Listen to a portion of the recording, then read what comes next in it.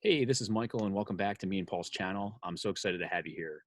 Before we dive into this video, I want to make sure you scroll down below and subscribe to our channel. We have 2 new videos coming out each week, and we talk about buying real estate, selling real estate, and all the exit strategies we use, such as virtual wholesaling, buying and managing local and out-of-state properties, local and virtual renovations that we do, owner financing, private lending, and more. We buy primarily, through online auctions, local auctions, off the MLS and from wholesalers. And we've done this in 44 states. With that said, I'm going to dive into today's topic. It's going to be how to find out-of-state property owners. So let's just say you either market to these people to buy their rental property, or if you have a wholesale deal you're looking to sell to, you can market these people this way as well. So let's assume we have a property here for sale in Canton, Ohio. It's one of the properties that we're selling now. And I want to market it to investors, so basically people that own a house but have a different mailing address than the actual property. That's what I call like a landlord list, or out of area owners. They're basically investors. So there's some great tools to show you stuff, there's the way I gather this data. I'm going to use ListSource as an example, but there's other ways to get lists. There's Melissa data out there, etc. I'm just going to use ListSource as an example here. And you basically, once you go to listsource.com, you log in. I'm already logged in, and you can go to create your own if it's your first time. And then here you have multiple tabs, and I'll walk you through each of these on what I do to pull at area owners. So, first is you have selection criteria. You could pick all these things. Since we're in Canton, we could just pull the entire city of Canton. That might give you a huge list. However, I like to get more targeted.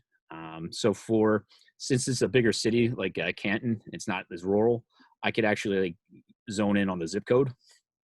So if you select zip code here is, first you could do is the property that we have here is in this zip code 44709. And you just do this, hit add. And you can see there's eligible, 6,447 properties so far.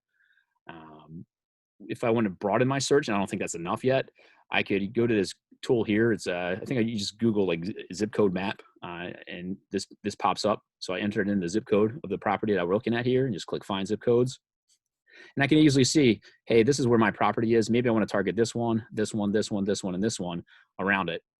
And because those buyers might have properties here and here, and they're willing to buy in.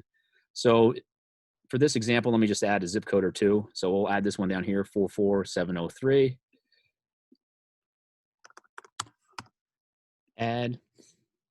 And if we go back, we'll just add this one here to the west of the area, 44718.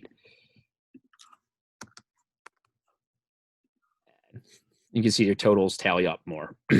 Next tab, when I'm creating this list, I just keep it as is, all mortgages. I don't select anything here. Property, I usually select based on when someone last purchased. So I look at last market sale date. And I want to look for active buyers.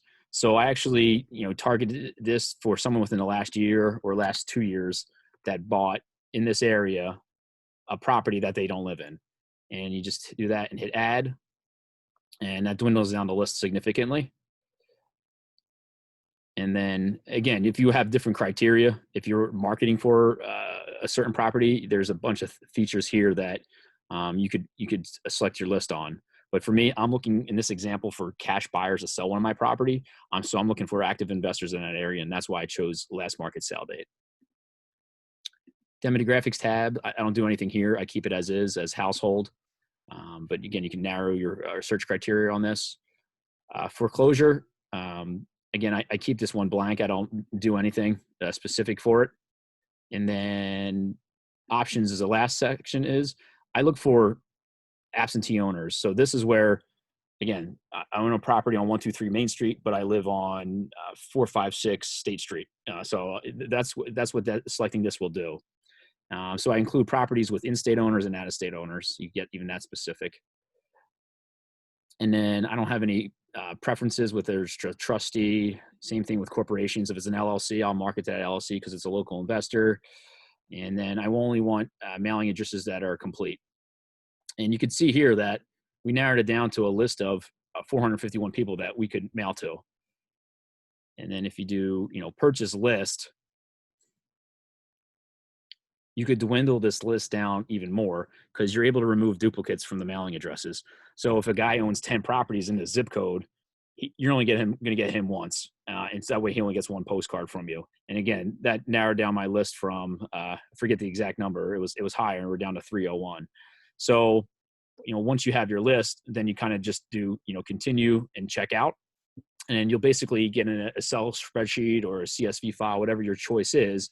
And from there, you're going to get a list of all these addresses of the subject property and who the owner is and who their mailing address is. And from there, you could use whatever tool you use to upload to your postcard campaign or letter campaign. And I'll create different videos in the future to cover, continue to take it across the whole process of on how we mail out to cash buyers to sell our properties. So again, this video, I hope it was helpful. If it was, please share it with someone else. And don't forget to subscribe below for future videos, as we got 2 new videos coming out each week. Have a great day, everyone.